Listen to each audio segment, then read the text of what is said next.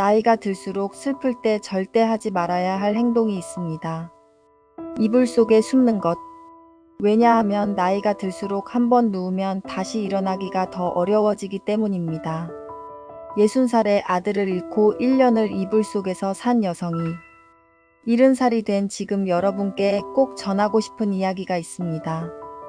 이 영상을 끝까지 보시면 왜 슬플수록 이불을 박차고 일어나야 하는지, 그리고 그것이 어떻게 여러분의 삶을 바꿀 수 있는지 알게 되실 겁니다. 이야기 시작합니다. 여러분, 저의 인생 교훈은 슬플수록 이불을 박차고 일어나라입니다. 아들을 잃고 깨달은 진실입니다. 제 생일날 저는 아들을 하늘나라로 보냈습니다. 그날 이후 10년 동안 택시 운전대를 잡으며 배운 것들을 여러분께 들려드리겠습니다. 그날도 초코 케이크를 준비했습니다. 아들이 좋아하던 케이크였고 초는 30개를 꽂았습니다. 매년 그랬던 것처럼 저는 작은 반찬 가게 문을 일찍 닫고 집으로 향했습니다. 창문 너머로 석양이 지고 있었고 아들이 곧 올 거라고 믿었습니다. 전화벨이 울렸습니다. 병원에서 걸려온 전화였습니다. 달려갔을 때 아들은 이미 차가워져 있었습니다. 교통사고라니. 의사의 말은 들렸지만 아무것도 이해할 수 없었습니다. 장례를 치르고 집으로 돌아왔을 때 아들의 방문을 열 수 없었습니다. 손이 떨려서 문고리를 잡을 수가 없었습니다. 사흘째 되는 날 문을 열었습니다. 아들의 냄새가 그대로였습니다. 침대 위에 아들이 벗어놓은 후드티가 있었고 책상 위엔 아들이 쓰던 볼펜이 놓여 있었습니다. 창문 옆 화분엔 아들이 키우던 선인장이 아직 푸르렀습니다. 저는 그 후드티를 집어들었습니다. 얼굴에 갖다 댔습니다. 아들의 향기가 희미하게 남아 있었습니다. 그리고 무너졌습니다. 바닥에 주저앉아 그 후드티를 끌어안고 울었습니다. 소리 없이 하염없이 울었습니다. 창밖에 해가 지고 어둠이 찾아왔지만 저는 일어날 수 없었습니다. 반찬 가게는 그날 문을 닫았습니다. 손님들이 찾아왔지만 저는 문을 열지 않았습니다. 셔터를 내린 채 가게 안에서 아들이 써붙인 메뉴판을 바라봤습니다. 서툰 글씨로 쓰인 엄마표 김치찌개 7,000원이라는 글씨. 아들은 손님들이 맛있다고 할 때마다 제 어깨를 두드렸습니다. 자랑스럽다는 듯이 그 촉감이 아직도 어깨에 남아있는 것 같았습니다. 가게를 정리했습니다. 아들과 함께 닦았던 냉장고, 아들과 함께 쓸었던 바닥, 아들과 함께 웃었던 그 공간을 떠났습니다. 집으로 돌아와 저는 아들의 방에서 살았습니다. 아들의 침대에서 잤고 아들의 옷을 끌어안고 잤습니다. 밥은 먹지 않았고 물만 마셨습니다.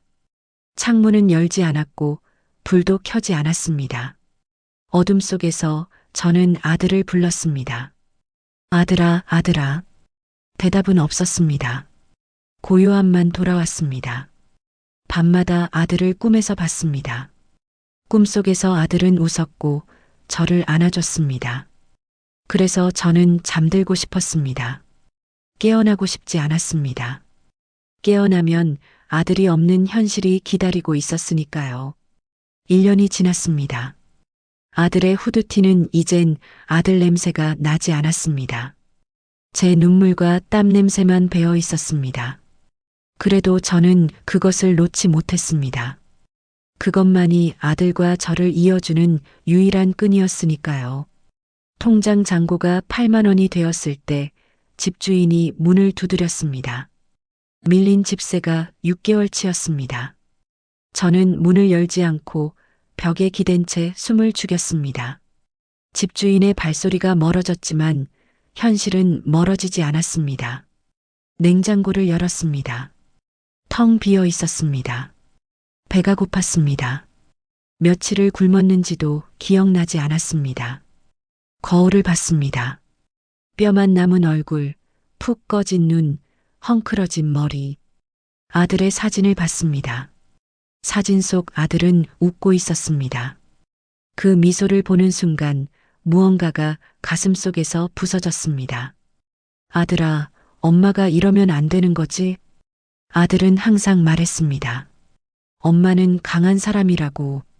엄마는 뭐든 할 수 있다고.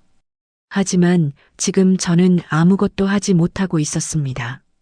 그날 밤 저는 결심했습니다. 아니, 결심이라기보다는 본능이었습니다. 이불을 박찼습니다. 1년 만에 이불을 박차고 일어났습니다. 다리가 떨렸습니다. 온몸이 비틀거렸습니다. 하지만 일어섰습니다. 창문을 열었습니다. 햇빛이 쏟아져 들어왔습니다. 눈이 부셨습니다. 거울을 닫고 제 얼굴을 똑바로 봤습니다. 아들을 보낸 후 10년은 늙은 것 같았습니다. 하지만 아직 살아 있었습니다. 그때 문득 떠올랐습니다. 택시 운전, 반찬 배달을 10년 넘게 했고 서울 골목골목을 꿰고 있었습니다. 비 오는 날에도 눈 오는 날에도 단 한 번도 사고를 낸 적이 없었습니다. 은행에 전화를 걸었습니다. 아들이 남긴 보험금이 얼마나 남아 있는지 물었습니다. 장례비를 쓰고 남은 돈이 있었습니다. 많지 않았지만 중고 택시 한 대를 살 수 있는 금액이었습니다. 아들아, 엄마가 내가 남긴 돈으로 다시 시작해 볼게.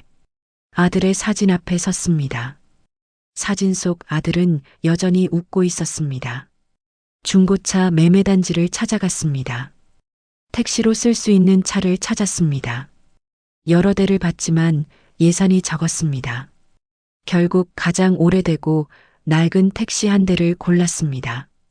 페인트는 곳곳이 벗겨져 있었고 범퍼는 찌그러져 있었습니다. 의자에서는 스프링이 튀어나와 있었고 계기판은 금이 가 있었습니다. 중고차 딜러가 말했습니다. 이 차로 장사가 되겠냐고. 다른 걸 알아보는 게 어떻겠냐고. 하지만 저는 고개를 저었습니다. 이 차면 됩니다. 이 차로 할게요. 계약서에 사인했습니다. 아들의 보험금을 모두 내려놓았습니다. 그 돈이 아들이 제게 준 마지막 선물이었습니다. 모든 게 낯설었고 어려웠습니다. 하지만 하나씩 해냈습니다. 택시 번호판이 나왔습니다. 이제 정말 택시 기사가 되는 것이었습니다. 첫 출근 날 택시에 올랐습니다. 핸들을 잡았을 때 손이 떨렸습니다. 심장이 두근거렸습니다. 60년 인생에서 가장 무서운 순간이었습니다. 시동을 걸었습니다. 엔진 소리가 거칠었습니다. 하지만 제게는 세상에서 가장 소중한 차였습니다. 천천히 출발했습니다.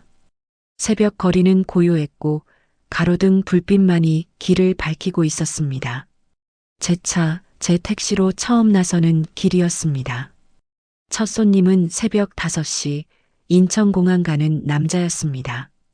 남자는 조급해했고 저는 내비게이션 사용법이 헷갈렸습니다. 화면을 이리저리 눌러봤지만 목적지 설정이 되지 않았습니다.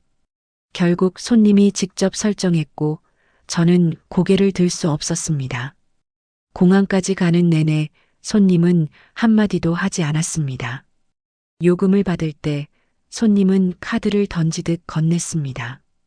차에서 내리며 비수가 되는 말을 던졌습니다. 차 안에 혼자 남았을 때 눈물이 났습니다. 나 같은 할머니가 뭘 할 수 있겠어. 하지만 울고 있을 시간이 없었습니다. 다음 손님이 기다리고 있었으니까요. 그날 밤 집에 돌아와 유튜브를 뒤졌습니다. 내비게이션 사용법, 카드 단말기 사용법, 택시 기사 노하우. 돋보기를 쓰고 영상을 반복해서 봤습니다. 새벽 2시까지 공부했습니다. 다음 날은 조금 나아졌습니다. 하지만 손님들의 반응은 여전히 차가웠습니다. 60대 여자 기사를 신기하게 보거나 아니면 노골적으로 무시했습니다. 어느 날 밤 취객을 태웠습니다. 술 냄새가 진동했고 남자는 계속 트집을 잡았습니다. 길이 틀렸다고, 여자가 무슨 택시를 하냐고, 할머니가 뭘 안다고.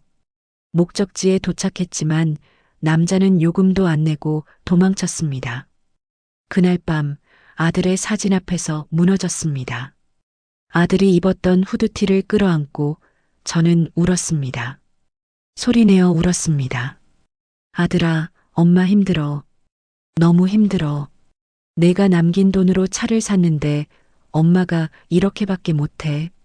하지만 다음 날 아침 저는 일어났습니다. 눈은 퉁퉁 부었지만 세수를 했습니다. 머리를 빗었습니다. 아들의 손목 시계를 찾습니다. 그리고 다시 택시에 올랐습니다. 슬퍼서 멈추면 안 된다는 걸 알았습니다. 멈추면 다시 이불 속으로 돌아갈 것 같았습니다. 다시는 일어나지 못할 것 같았습니다. 그래서 울더라도 일어났습니다. 아프더라도 핸들을 잡았습니다. 한 달, 두 달, 세 달. 조금씩 익숙해졌습니다. 내비게이션도 능숙해졌고 손님 응대도 자연스러워졌습니다.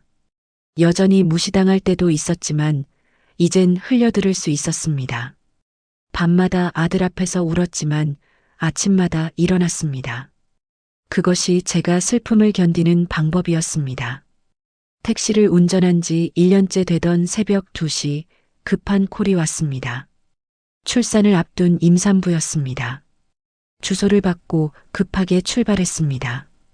도착했을 때 젊은 부부가 나와 있었습니다.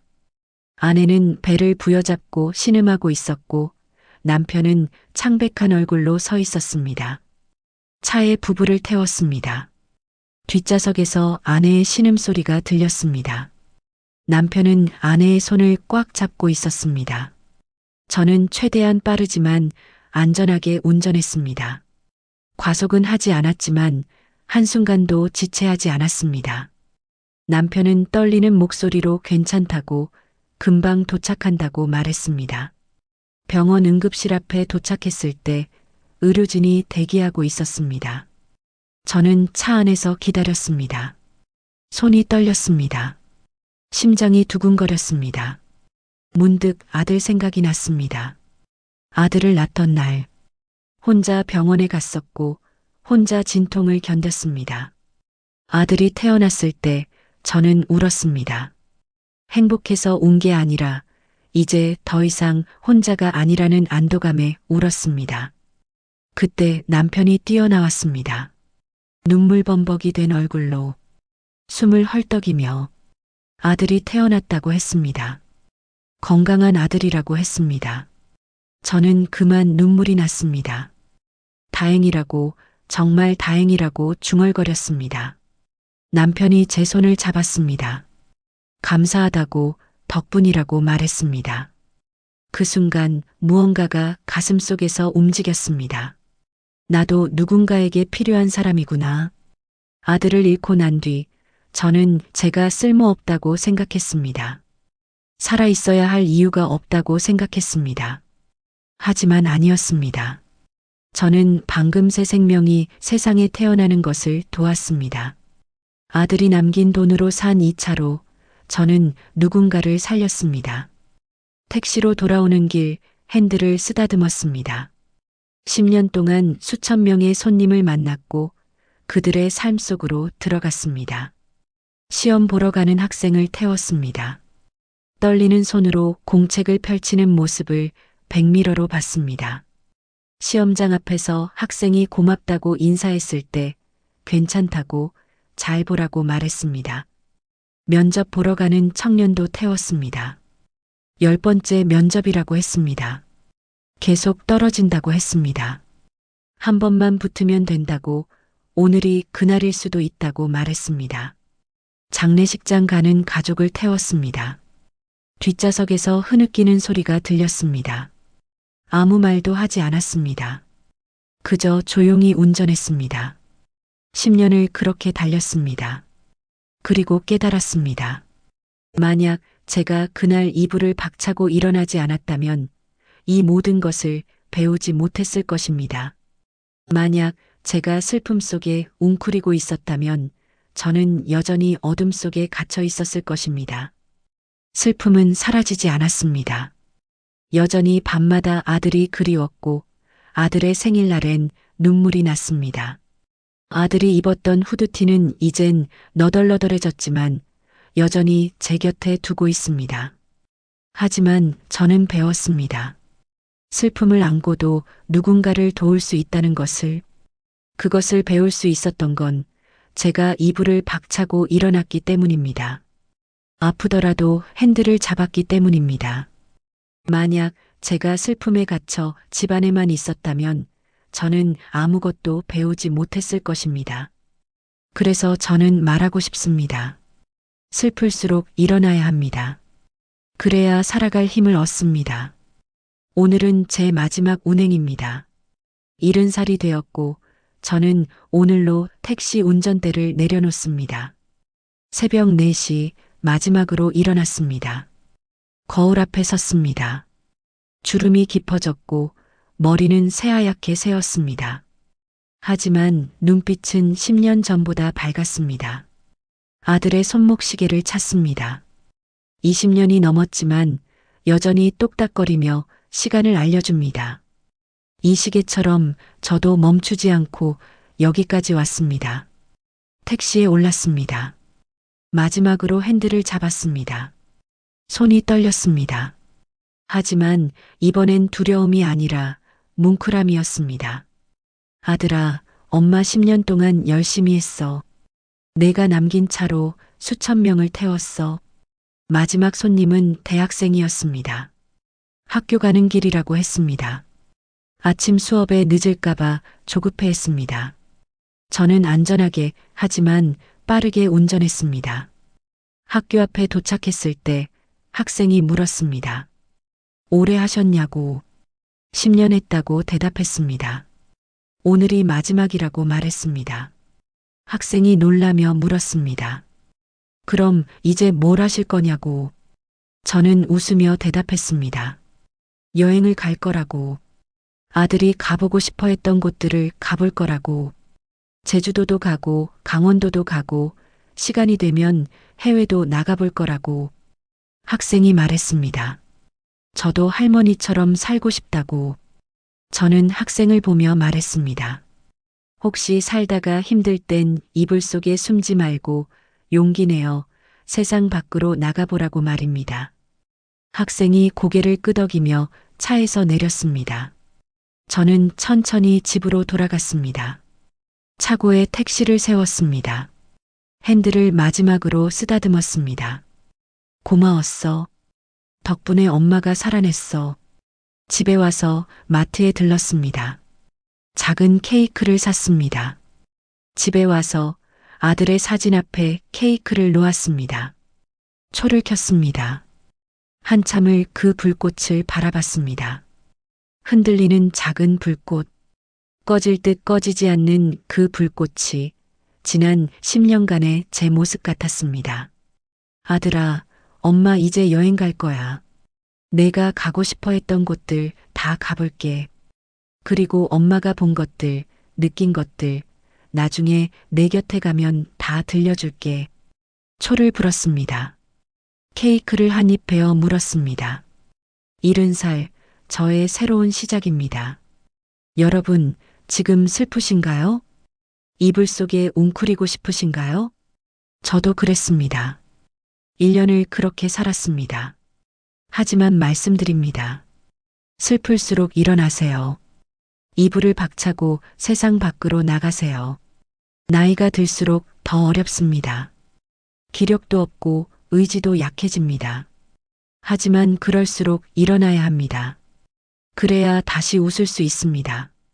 제 이야기가 조금이라도 힘이 되셨다면 좋아요와 구독 부탁드립니다. 여러분의 응원이 또 다른 누군가에게 희망이 됩니다. 감사합니다.